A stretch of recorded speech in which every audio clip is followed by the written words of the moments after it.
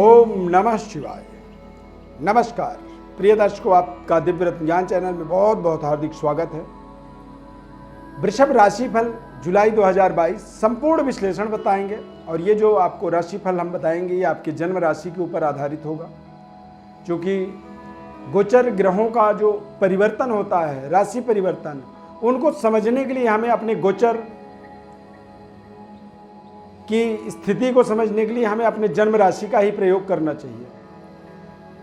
विवाहे सर्व मांगल्ये यात्रायाम गृह गोचरे जन्म राशि प्रधानत्वम नाम राशि न चिंतये। बताया गया है शास्त्र में, ज्योतिष शास्त्र में ये बात बताई गई है कि विवाहे सर्व मांगल्ये यात्रायाम गृह गोचरे, यानी कि गोचर, ये जो राशिफल हम बताते हैं ये गोचर है।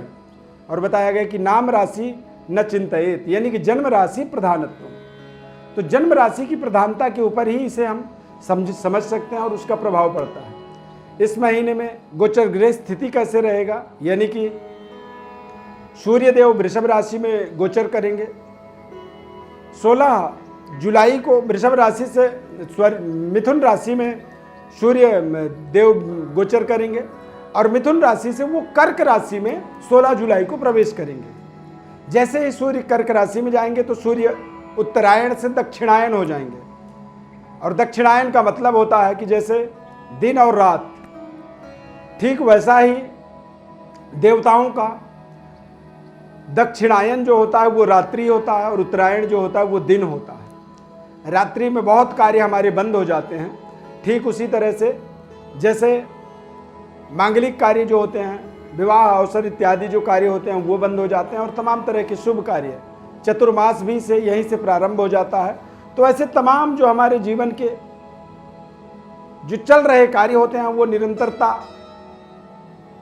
निरंतर हम करते हैं, या जो हम अपने जीवन के महत्वपूर्ण कार्यों को करते हैं, वो सूर्य के इस महत्वपूर्ण राशि परिवर्तन के बाद आप देखेंगे कि वो रुक जाता है या हमें नहीं करना चाहिए। मंगल ग्रह मेष राशि में गोचर करेंगे पूरे माह। बुध ग्रह मिथुन राशि और कर्क राशि, यानी कि वृषभ राशि से वो मिथुन राशि में जाएंगे 2 जुलाई को और 17 जुलाई को मिथुन राशि से वो कर्क राशि में चले जाएंगे। यानी कि पूरे माह देखा जाए तो बुधादित्य राजयोग बना रहेगा। राहु केतु मेष राशि में राहु और तुला राशि में यानी छठे भाव में केतु का प्लेसमेंट बना रहेगा। और वृषभ राशि वाले जातकों के जीवन में भाग्य में शनिदेव वक्रगत अवस्था होकर के मकर राशि में 12 जुलाई को वापस आएंगे। कुंभ राशि से मकर राशि परिवर्तन करेंगे। राशि स्वामी शुक्र ग्रह वृषभ राशि में रहेंगे और 13 जुलाई को शुक्र ग्रह वृषभ राशि से मिथुन राशि में गोचर करेंगे। देवगुरु बृहस्पति मीन राशि में गोचर करेंगे और मीन राशि में ही 29 जुलाई को देवगुरु बृहस्पति वक्री हो जाएंगे। यानी कि इस माह के अंत में शनि और गुरु दोनों ग्रह वक्री होंगे। अगले 119 दिन तक देवगुरु बृहस्पति वक्री रहेंगे। देवगुरु बृहस्पति के वक्री प्रभाव का आपको विस्तार से अलग से हम कार्यक्रम में बताएंगे कि जब ये वक्री होंगे तो किस तरह के आपके जीवन में तमाम परिवर्तन बदलाव का ये कारण बनेंगे। वृषभ राशि वाले जातकों के लिए देखा जाए तो जुलाई के महीने में सेहत स्वास्थ्य की दृष्टिकोण से देखेंगे तो आप बेहद स्वस्थ रहेंगे, तंदुरुस्त रहेंगे। 13 जुलाई के बाद शुक्र का राशि परिवर्तन आपके स्वास्थ्य को और बेहतर करेगा। आप बेहतर परफॉर्म कर पाएंगे। पारिवारिक सुखद वातावरण बनेगा। परिवार में कुछ या तो नन्हे मुन्ने बच्चे का आगमन हो सकता है, जन्म हो सकता है। नन्हे संतान की किलकारी से आपके परिवार में बेहद सुखद वातावरण बन सकती है, या फिर नवविवाहित वर वधू के आगमन से परिवार का एक इंक्रीमेंट, विस्तार आप देखेंगे। आर्थिक स्थिति भी आपकी बेहद शानदार रहेगा, संतुलित रहेगा। और बच्चों की बात करें, जो बच्चे पढ़ रहे हैं, अध्ययन कार्य में जुड़े हुए हैं, तो निश्चित रूप से बुधादित्य राजयोग के कारण से आप अपनी बेहतर परफॉर्म कर पाएंगे। MBA कर रहे हैं या फिर BBA इत्यादि की पढ़ाई कर रहे हैं तो वहाँ पर अच्छा बेहतर आप परफॉर्म कर पाएंगे। इंजीनियरिंग IIT की पढ़ाई कर रहे हैं या फिर NDA की पढ़ाई कर रहे हैं, यानी कि गवर्नमेंट में सेना, पुलिस, आर्मी इत्यादि में जाने के लिए आप प्रयास कर रहे हैं, इंडियन एडमिनिस्ट्रेटिव जॉब की तैयारी में हैं, आईपीएस की तैयारी में हैं, तो ये समय आपके लिए बेहतर परफॉर्म करने वाला समय है। बेहतर तरीके से आप अपने विषय वस्तु को समझने में आपको आपकी अंतरात्मा का एक विशेष सहयोग यहाँ पर आपको प्राप्त होगा। बहुत अच्छे तरीके से आप अपने जिम्मेदारियों को निभा पाएंगे। व्यापारिक दृष्टिकोण से देखेंगे तो मंगल मेष राशि में भ्रमण करेंगे, इससे आप अपने जीवन के बेहतर परफॉर्म को कर पाएंगे, बेहतर डिसीजन ले पाएंगे और व्यापार में कुछ बड़े इन्वेस्टमेंट के आपको संयोग बनेंगे। देवगुरु बृहस्पति लाभ स्थान में होने के कारण से थोड़े से स्वास्थ्य का भी आपको विशेष सावधान रखना होगा, क्योंकि बृहस्पति अष्टमेश होकर के द्वादश भाव में, एकादश भाव में जब संचार करते हैं तो ऐसे समय में कई बार अचानक हमारे स्वास्थ्य में, सेहत में कुछ कमियां आती हैं, हमारे रिलेशनशिप में थोड़ी सी कमी आती है। हालांकि इस समय अवधि में देखा जाए तो व्यापारिक डेवलपमेंट के लिए आप कुछ बेहतर पराक्रम कर पाएंगे। देश विदेश यात्राओं का एक संयोग आप यहाँ पर देख सकते हैं। लंबी दूरी यात्रा के माध्यम से आप अपने व्यापारिक व्यवस्था को सुदृढ़ बना पाएंगे। नौकरी कर रहे हैं तो शनिदेव के बकरी होने से, भाग्य में होने से आपको नौकरी के लिए बेहतर परफॉर्म के माध्यम से आपको बेहतर पद प्रतिष्ठा मान सम्मान की प्राप्ति होगी। बेहतर तरीके से आप अपने जीवन की डेवलपमेंट को अपने जीवन से जोड़ पाएंगे। भाग्योदय का आपको कुछ शानदार यहाँ पर अवसर मिलेगा। पैतृक विरासत की प्राप्ति, पैतृक जिम्मेदारियों की प्राप्ति आपका बनेगा। इस माह में 16 जुलाई के बाद सूर्य और शनि आमने सामने होंगे, एक दूसरे को पूर्ण दृष्टि से देखेंगे, तो ऐसे समय में थोड़े से पिता के सेहत स्वास्थ्य का आपको ध्यान रखना होगा। धर्म कार्यों में आपकी अरुचि बढ़ सकती है, तो ऐसे समय में अपने धर्म कार्यों में अपनी रुचि को और बेहतर बनाना होगा और बेहतर तरीके से अपने जीवन की व्यवस्थाओं को आगे बढ़ाना होगा। इस समय अवधि में देखा जाए तो सूर्य से आगे कोई भी ग्रह नहीं रहेगा, केवल राहु को छोड़, केतु को छोड़ करके। तो ऐसी स्थिति में आप थोड़ा सा प्रलोभन से अपने आप को बचाएं। किसी तरह के लोक लुभावने एडवर्टाइजमेंट में जाकर के आप कुछ ऐसे बड़े इन्वेस्टमेंट की बात ना करें। इस समय में आपको कुछ फ्रॉड तरीके से आपको ठगी, धोखाधड़ी इत्यादि का सामना करना पड़ सकता है, तो उनसे आपको अपने आप को बचाना होगा। राजनीतिक गतिविधि में जुड़े हुए हैं, व्यापारिक गतिविधि में जुड़े हुए हैं या कुछ पैतृक बड़े जिम्मेदारियों को निभाने के लिए आप कोशिश कर रहे हैं, तो सावधानी पूर्वक निर्णय करें। राजनीति में आप बेहतर परफॉर्म कर सकते हैं, लेकिन उसके लिए आपको थोड़ा सा योजनाबद्ध तरीके से सही लोगों को फॉलो करना होगा। यानी कि अच्छे लोगों को ही आप जब फॉलो करते हैं, उनके साथ जुड़ने की कोशिश करते हैं, तो उनके द्वारा आपको एक बेहतर व्यवहार की, बेहतर जिम्मेदारी की आप अपेक्षा रख सकते हैं। राहु और मंगल द्वादश भाव में अंगारक दोष बनाएंगे, जिसके कारण से तमाम रिश्तों में आपको दिक्कत आ सकती है, रिश्तों में कमी आ सकती है। अलगाववादी परिस्थिति के कारण से कुछ महत्वपूर्ण जीवन के बड़े कार्यों को साकार करने के लिए आप परिवार से दूरी बना सकते हैं। देश विदेश जाकर के अपने कार्यों को सफल बना सकते हैं, लेकिन परिवार से अलगाववादी योग बनने के कारण से थोड़ा सा मानसिक संतप्तता का भी सामना करेंगे। प्रेम संबंध है आपका, तो संबंध में ये समय ऐसा होता है कि ऐसे समय में कई बार संबंध विच्छेद का योग बनता है। राहु और मंगल ये दोनों अलगाववादी ग्रह होते हैं। ये हमें कई बार हमारे वास्तविक मार्ग से हमें भटका देते हैं, अलग कर देते हैं।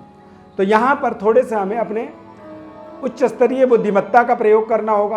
बेहतर अपनी परफॉर्म को करने के लिए हमें बेहतर तरीके से निर्णय करने होंगे, और भाग्य का जब पूर्ण सहयोग होता है तो कई बार हम अपने निर्णय से आत्मबुद्धिम सुखम, बताया गया कि अपने बुद्धि से जब हम कोई निर्णय करते हैं तो कई बार वो हमें सुखी बनाता है। तो सुखी रहने के लिए ही हमें अपने आत्मबुद्धि का विशेष प्रयोग करने की आवश्यकता रहेगा। वृषभ राशि वाले जातकों के लिए शुक्र का वृषभ राशि में इस माह में 13 जुलाई तक गोचर होना, ये अपने आप में आपको नए तरीके की व्यवस्था से अपने आप को आप जोड़ पाएंगे। शनिदेव के और गुरु के बकरी होने का प्रभाव आप देखेंगे कि आपको भाग्य का भी ताकत और प्रचुर मात्रा में आप तमाम तरह के आर्थिक सुख सुविधाओं को भी इंक्रीज करते चले जा रहे हैं। बेहतर तरीके की आप परफॉर्म कर पा रहे हैं, और ये सभी प्रकार की परफॉर्मेंस आपके जीवन की बेहतर व्यवस्थाओं से आपको जोड़ने वाला होगा। ये समय अपने आप में बेहद शानदार रहने वाला है।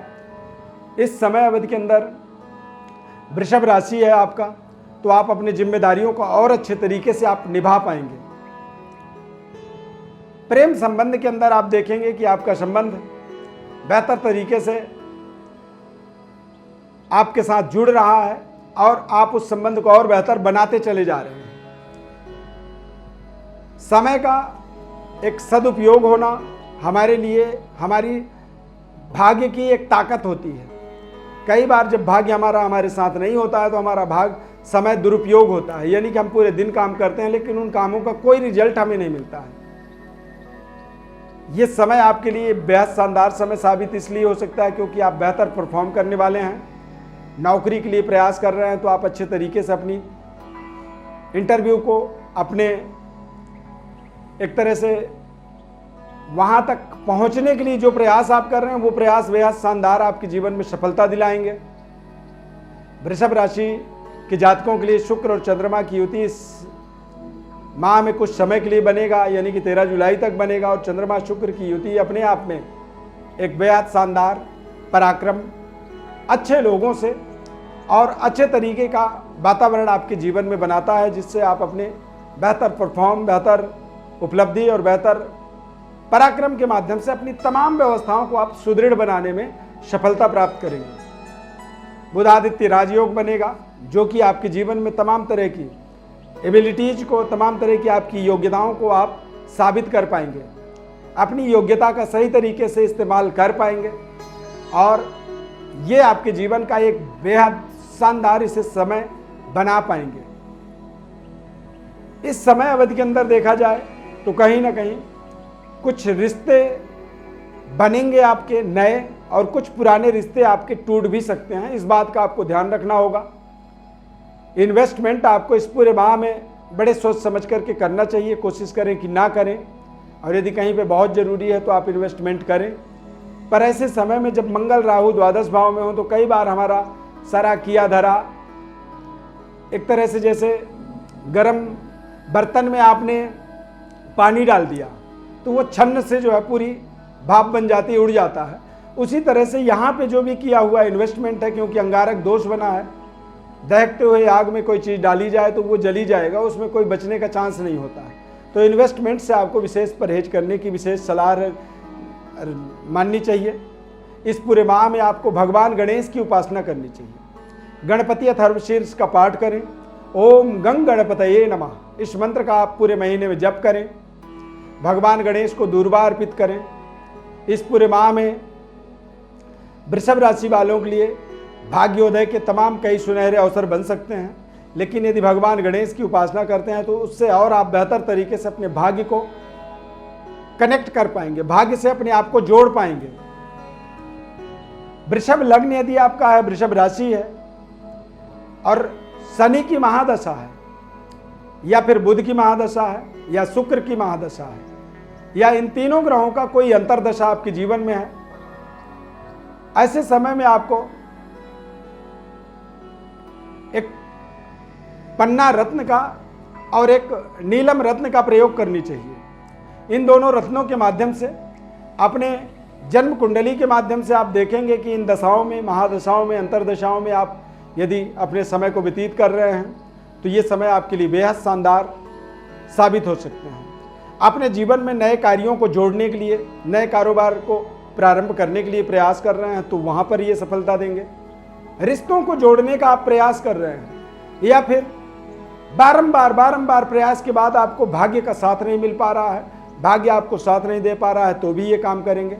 और कई बार हमें हमारे तमाम मेहनत परिश्रम से हमारे पास निरंतर धन आने के बाद भी हम बरकत नहीं कर पा रहे हैं, यानी कि हमारे जीवन में बचत नहीं हो पा रही है, तो भी हमें कहीं ना कहीं इन रत्नों का प्रयोग करनी चाहिए।